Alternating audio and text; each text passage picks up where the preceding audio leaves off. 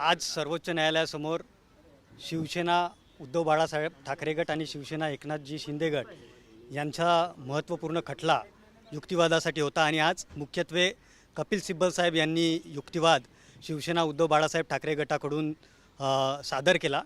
त्या युक्तिवादात त्यांनी सुरुवातच इथून केली की 1966ला शिवसेना पक्षाची स्थापना झाल्यापासून 2012पर्यंत जोपर्यंत बाळासाहेब ठाकरे यांचं निधन होत नाही तोपर्यंत बाळासाहेब हे त्या पक्षाचे प्रमुख नेते होते। पक्षप्रमुख म्हणून देखील त्यांनी काम बघितलं।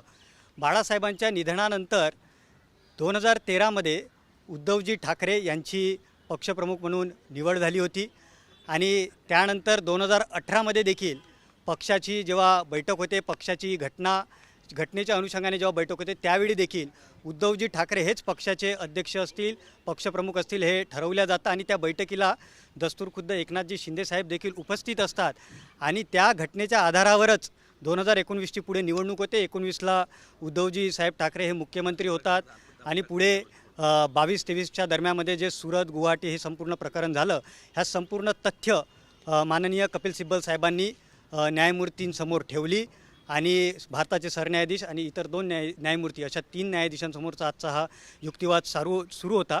आणि या संपूर्ण युक्तिवादामध्ये महत्त्वाचे 2 मुद्दे कपिल सिब्बल साहेबांनी आज अधोरेखित केले।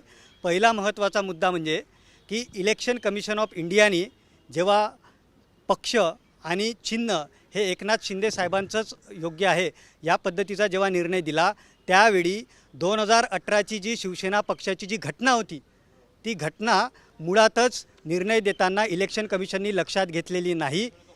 विशेष म्हणजे उद्धवजी ठाकरे अध्यक्ष निवड जी पक्षाची झाली त्या संदर्भातले काही कागदपत्र हे इलेक्शन कमिशनच्याच वेबसाईटवर उपलब्ध आहे।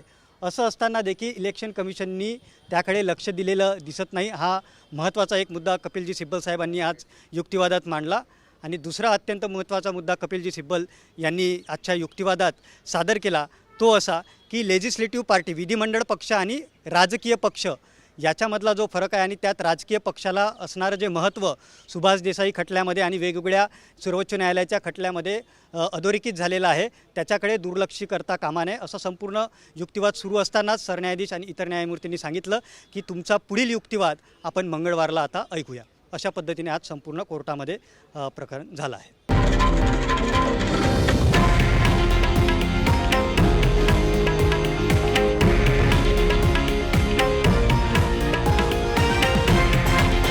हे आहे देशातील नंबर 1 न्यूज नेटवर्क आणि आपण पाहत आहात TV9 मराठी, एकमेव।